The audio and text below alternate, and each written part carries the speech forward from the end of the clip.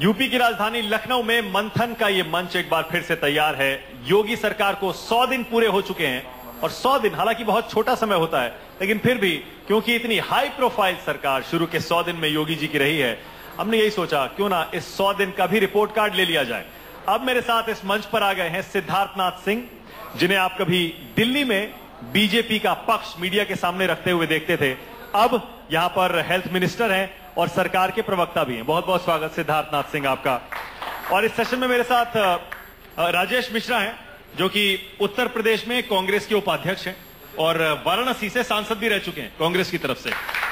और अशोक बाजपेयी जी हैं, जो कि समाजवादी पार्टी के वरिष्ठ नेता हैं, फाउंडिंग मेंबर रहे हैं समाजवादी पार्टी के। शायद इस पैनल में सबसे स्वागत है आपका बाजपेयी जी। सिद्धार्थनाथ जी, पहले क्योंकि आप हेल्थ मिनिस्टर हैं तो शुरुआत यहीं से कर लेते हैं। कहा जाता है किसी भी राज्य या किसी भी देश का हालचाल जानना हो तो शिक्षा और स्वास्थ्य देख लीजिए। यूपी का स्वास्थ्य देखें अगर, आपको लगता है वो दिन कभी आएगा उत्तर प्रदेश में जब लोग अपनी मर्जी से सरकारी अस्पताल में इलाज कराने जाएंगे? अभी तो फिलहाल हालात क्या है सब जानते हैं। नहीं, देखिए हालात तो बहुत अच्छे नहीं है और मैंने पहले भी कहा है कि जो स्वास्थ्य सेवाएं हैं उत्तर प्रदेश की वो एक आईसीयू में पड़ी हुई है, उससे खींच के बाहर लेकर आना है। मगर उत्तर प्रदेश के अंदर अपनी मर्जी से जब आप कहते हैं तो ये दूसरी एक और भी सच्चाई है कि 11 करोड़ लोग उत्तर प्रदेश की स्वास्थ्य सेवाएं सरकारी अस्पताल में ही ले रहे हैं, जबकि बहुत अच्छी नहीं है मगर इतना ज्यादा है कि आबादी इतनी बड़ी है, उसके हिसाब से स्वास्थ्य सेवाएं है नहीं। मजबूरी है शायद, इसीलिए आप जिस दिशा से भी कहते हैं उसको, मगर मजबूरी है मैं मानूंगा, क्योंकि एक तरफ अच्छी स्वास्थ्य सेवाएं नहीं है, दूसरी प्राइवेट में स्वास्थ्य सेवाएं हैं वो बहुत महंगी हैं। तो आज उत्तर प्रदेश की जनता की मजबूरी है कि उनको जहां पे स्वास्थ्य सेवाएं बहुत अच्छी नहीं वहां पे जाना पड़ता है। तो वो दिन आएगा यूपी में? प्रयास वही है, मैं तो प्रयास ही कहूंगा और उस तरफ काम भी कर रहे हैं और मैं उम्मीद करता हूं और भरोसा भी रखता हूं कि उस दिशा में जिस दिशा में काम कर रहे हैं स्वास्थ्य सेवाएं उत्तर प्रदेश की बहुत अच्छी होने वाली हैं। शुरू के 100 दिन में आपने क्या किया? क्योंकि शुरू में चुनाव प्रचार के दौरान आपने बहुत वादे किए थे, हर एक मुद्दे मैंने उस समय नहीं, उस समय मुझे मैंने उस समय नहीं पता था कि मैं स्वास्थ्य मंत्री बनने जा रहा हूं, मगर उत्तर प्रदेश के अंदर सबसे पहली जो चीज है कि मेरे पास 7,500 डॉक्टर्स की कमी है, 18,500 पैरामेडिकल्स की कमी है और उस कमी का कारण यह है कि कोई और ऑप्शंस पिछली सरकारों ने ध्यान नहीं दिया। एक लोक सेवा आयोग की एक चेन बॉडी रखी गई जहां पे 2014 में 3,600 डॉक्टर्स का आवेदन दिया गया। वो प्रोसेस एज अ मिनिस्टर जब मैं आया तो फाइल मंगवाई तो 2017 में वो प्रोसेस चल रहा था, डॉक्टर एक भी नहीं आया था। तो उस समय मुझे लगा कि ये कुछ और प्रक्रिया करनी पड़ेगी, तो उसमें 2 स्टेप्स जरूर लिए मैंने जो कैबिनेट से अप्रूवल लिया। एक तो एज लिमिट बढ़ाई, 60 से 62 करी। जैसे ही वो करा तो 1,000 ऑब्वियस से डॉक्टर्स मेरे पास रिटायरमेंट नहीं होंगे तो वो उपलब्ध हो जाते हैं। साथ ही साथ वॉक इन इंटरव्यूज कोई 3 हफ्ते पहले उसको भी पारित करवाया। 1,000 डॉक्टर्स के लिए वॉक इन इंटरव्यूज करवाना शुरू कर दिया है, जिससे कि लोक सेवा आयोग में जो प्रक्रिया एक ठप हुई है उससे अलग हम लोग लेके चलेंगे। और भी बहुत चीजें हैं। एक आज तक ट्रांसफर पॉलिसी नहीं थी उत्तर प्रदेश के अंदर स्वास्थ्य सेवाओं के अंदर डॉक्टर्स की, तो मेरे को रोज आता था कि ये कोर्ट केस आ गया, ये कोर्ट केस आया, तो जिसको ट्रांसफर कर दो वो स्टे ले आता था। तो जब ये पता करा कि क्यों हो रहा है तो उसकी transfer policy and promotion policy लेकर आए। और आज मैं गर्व के साथ कहना चाहता हूं कि पहली दफे शायद ऐसा हो रहा है कि सीएमओस का अपॉइंटमेंट जो हुआ है, जो 2 दिन पहले अभी 16 सीएमओस को हमने अपॉइंट करा है, वो एक प्रक्रिया के तहत और इंटरव्यू के तहत उनके मेरिट के आधार पे किया। ये पहली दफे ऐसा हो रहा है कि उनका इंटरव्यू कोई और नहीं, एज अ मंत्री मैं खुद बैठ के कर रहा था अपने प्रिंसिपल सेक्रेटरी, डीजी सब लोगों के साथ। तो ये एक प्रक्रिया है, बहुत चीजें उसमें कर रहे हैं। अब मैं जो सिर्फ बेड, सिर्फ डॉक्टर्स की कमी मुद्दा नहीं है। हमारे अस्पतालों को जैसा आप कह रहे हैं पूरा हेल्थ सिस्टम आईसीयू में पड़ा है, बहुत सारी बीमारियां हैं, मल्टी ऑर्गन फेलियर है। प्रॉब्लम मैं आपको बताना चाहता हूं कि स्वास्थ्य सेवाएं देने के लिए होती है, मगर यहां पे कुछ ऐसा देखने को आया कि अपना तो स्वास्थ्य ठीक रह जाए, मगर जनता का स्वास्थ्य कहां जाता है उसके लिए कोई चिंता नहीं करी गई।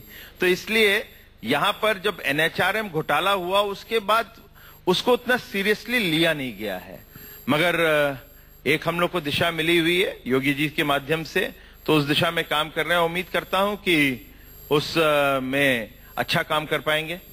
चलिए, ये तो मान लिया, क्योंकि सरकारी हेल्थ सिस्टम जो है बहुत बड़ा होता है और जैसा आप कह रहे हैं वो आईसीयू में है, उसे आईसीयू में निकालने में काफी समय लग सकता है।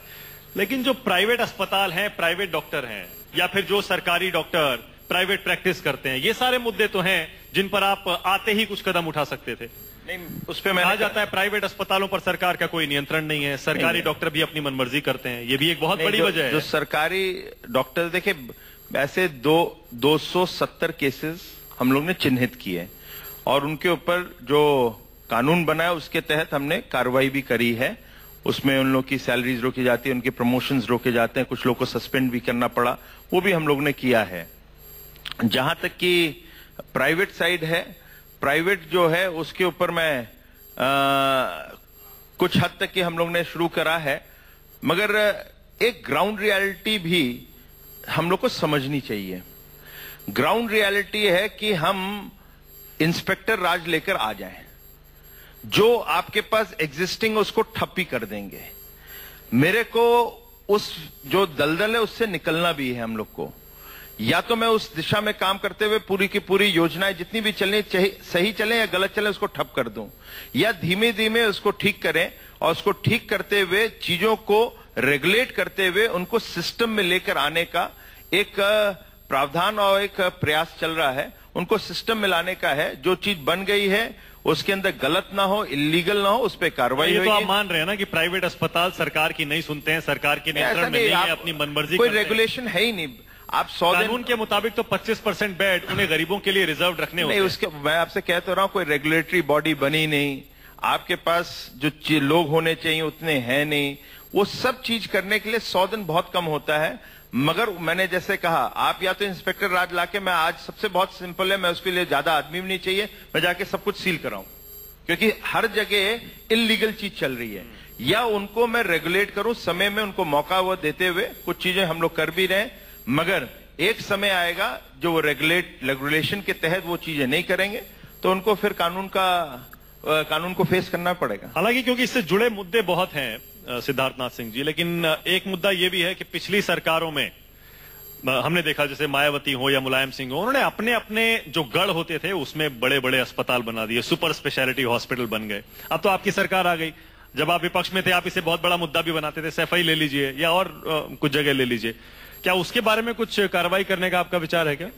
मैं आपको बताता हूं कि उसे शिफ्ट कर दें ऐसी जगह जहां ज्यादा जरूरत है। नहीं, ऐसा नहीं कर पाए। जो बिल्डिंग्स बन गई है, इंफ्रास्ट्रक्चर बन चुका है, सफाई का जो जिक्र किया है, हजारों करोड़ वहां पे लगा चुके हैं, मगर वहां पे अभी तक वो फैसिलिटीज जो होनी चाहिए वो चल नहीं रही है। ग्रेटर नोएडा के अंदर 1000 बेड के ऊपर बना हुआ है, वहां पे अभी तक वो चल नहीं रहा है। अब एक इंफ्रास्ट्रक्चर जिन कारणों से इन लोग ने बनाया उसका मैं व्याख्यान नहीं करना चाहूंगा, मगर आप जो एक इंफ्रास्ट्रक्चर वहां पे हम लोग उसको चलाने का प्रयास कर रहे हैं। और प्रयास क्या कर रहे हैं, मैंने ऑल इंडिया मेडिकल इंस्टीट्यूट से बात करी, क्योंकि हम लोग को 6 मेडिकल इंस्टीट्यूट्स बनाने हैं। अब जो चीज बनी हुई है, बिल्डिंग्स है, उसके अंदर मेडिकल इंस्टीट्यूट से बात करें कि आप ही उसके हैंड होल्डिंग कर लें, तो एक जो चीज बन के ढांचा खड़ा है उसको ठीक तरह से हम लोग चला पाएंगे। फिर मैं आपको एक कहना चाहता हूं कि पूर्वाग्रह से सरकारें चलेंगी तो दिक्कत में आएंगी, और मैं उनमें से हूं जो पूर्वाग्रह से नहीं चलता। जो गलत हुआ है उसका कानून अपने हिसाब से काम करेगा, मगर जो है उसको और अच्छा कैसे कर सकूं। और मैं एक आशावादी व्यक्ति हूं, लोगों ने लाइन खींची है, छोटी हो या बड़ी हो, मैं उनसे बड़ी लाइन खींच के जाऊंगा। चलिए, ये एक आपने अच्छी बात कही है कि आप अपने कार्यकाल में हेल्थ मिनिस्टर के तौर पर पिछली लाइन से बड़ी लाइन खींचेंगे।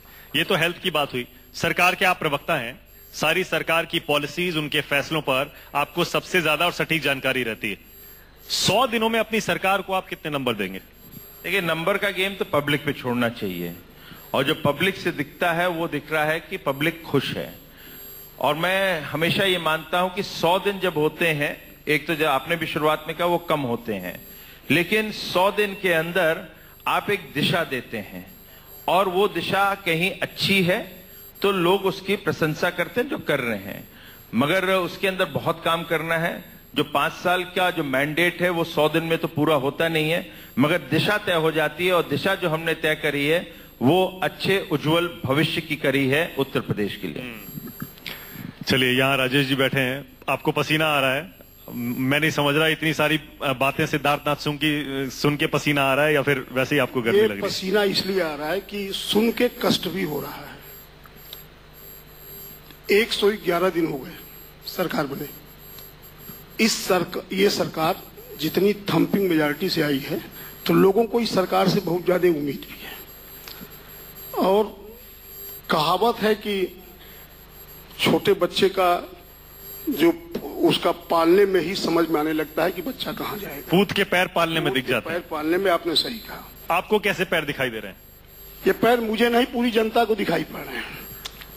माननीय मंत्री जी जिस जनपद से आते हैं, जहां इनका निर्वाचन क्षेत्र है, वहीं एक बहुत सीनियर डॉक्टर की हत्या हुई उसके चैम्बर में घुस के।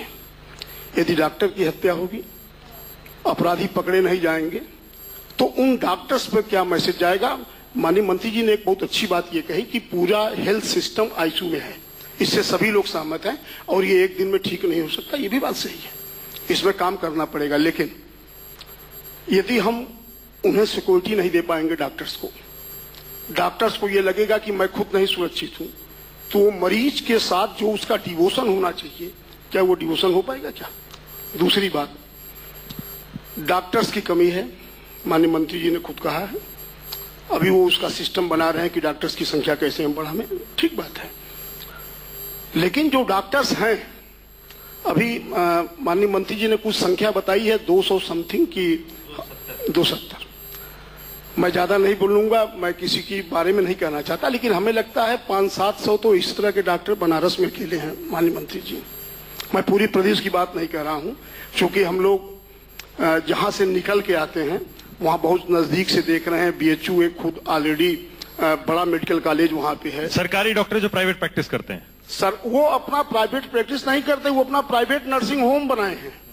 और कब से चला रहे होंगे वो कम से कम मतलब उसका कोई पीरियड नहीं है, कोई आज बनाया हुआ, कोई 5 साल पहले बनाया हुआ। मतलब वो आपके सहयोगी बैठे हैं, उनकी सरकार में चल रहा था। एक मिनट सुन ले, माना कि मैं किसी सरकार को क्रिटिसाइज नहीं कर रहा हूं, मैं ये कहना चाहता हूं कि देखिए, सरकार हम हो या कोई सरकार हो, हमसे कुछ गलतियां हुई हो या न हुई हो, लेकिन जनता ने पसंद नहीं किया, हमें वोट नहीं दिया।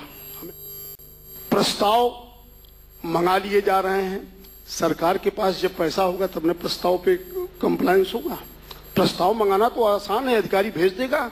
हम मिनिस्टर हैं, हम कहेंगे कि आप ये प्रस्ताव बना के भेजो हेडक्वार्टर, प्रस्ताव आ जाएगा। सिद्धार्थनाथ सिंह जैसा और एक 2 मिनट और, मैं अकेले आपकी बात नहीं कर रहा हूँ, फिर पूछ लीजिएगा, एक एक करके पूछेगा, फिर जवाब। सरकार की बात कर रहा हूँ। इलेक्शन के पहले सरकार ने कहा था, अपने इलेक्शन कैंपेन में कहा था कि हम सारे किसानों के कर्जे माफ करेंगे। ये सेंटेंस था।